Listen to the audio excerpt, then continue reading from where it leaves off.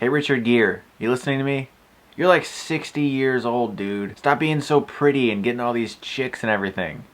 You're making us young guys feel inadequate. Every once in a while there's this movie that just comes along that you don't know anything about and just comes in your theater and you're like, you know what, I'm gonna go see that because you like the lead actor and it's interesting to you and you have no idea what it's about. For some reason, it's really, really good and you've never heard of it. Arbitrage stars Richard Gere, Susan Sarandon, Brit Marling, Nate Parker, and Tim Roth as this slimy, sleazy little detective. Richard Gere plays a really successful businessman and he has this front of just very calm, has everything in line, his family's beautiful, they have the money they need, his business is thriving. He puts on this show for everyone that everything's just fine. Underneath that facade, however, he has a lot of things that are going wrong and he's basically at his breaking point. He's married to Susan Sarandon, he has a wonderful marriage with her, he has all these kids. That's what it looks like anyway. He's actually cheating on her, and when something goes wrong with that relationship that threatens his entire family relationship as well as his business, he spends the rest of the film trying to snake his way out of these situations that he's now gotten himself into. We haven't located the driver. The driver? Yeah, someone else was driving. What happened to your head?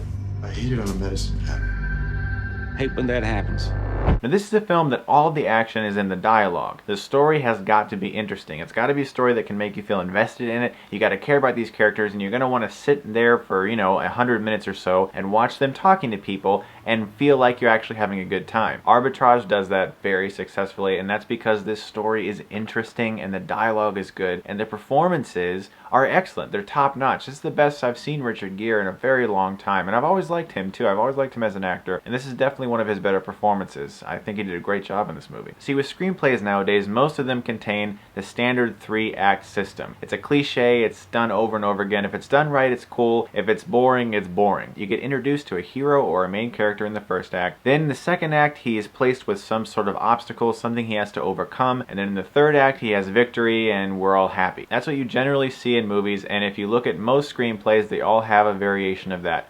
Most. Here, this movie has elements of that, but it sidesteps that by making the hero or the main character actually be a fairly loathsome individual who you are shocked that you're actually caring about because of all of the various things that he continuously does to himself, his family, and his business. He's not a hero at all. He's technically a villain. It's just that you start to care about him so much and you're actually starting to feel like, yes, I hope he gets out of this situation, despite the fact that you feel like, yeah, actually, in real life, this guy should be caught and put in jail. And for that reason alone, this movie is very successful because it can make you care for this guy who you really shouldn't be caring about. The situation would be manslaughter. What would you advise such a person to do? There's about 50 things that person wouldn't have thought of. Fingerprints, DNA, cell phone records. If that person were closing a merger with a large bank, any arrest could derail the transaction. And the direction is pretty good. It's nothing terribly special, but it gets the job done. Nate Parker from Red Tails, Red Tails, no. But he was great in this movie, and you really started to feel for his character. Tim Roth, I've always liked Tim Roth, and he gives an interesting twist to his character, as always. He seems a little off. Maybe Tim Roth just likes adding little quirks to his characters. If you've ever seen 4 Rooms starring Tim Roth, that's about as quirky a Tim Roth as you'll ever get, but I would suggest checking that out just for his performance alone. This is a homicide. I know he went to pick him up. The more time that passes, the more lies are told. There's a tad bit of pacing issues in the first maybe 20 to 30 minutes of the film before the plot really kicks in. The film could have been paced just a little bit better, but for the most part, this was a very interesting movie with a great story. I'm going to give Arbitrage a B+. Just in case you're wondering what that means, it's apparently the buying and selling of various goods.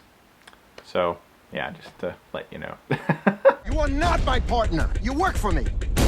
You brought this to our door. Everything I do is for us, for this family. Now you're telling me how to run my business? This isn't about your business. This is our life. Thanks for watching, guys, and as always, if you like this, then you can click right here and get Stuckmanized.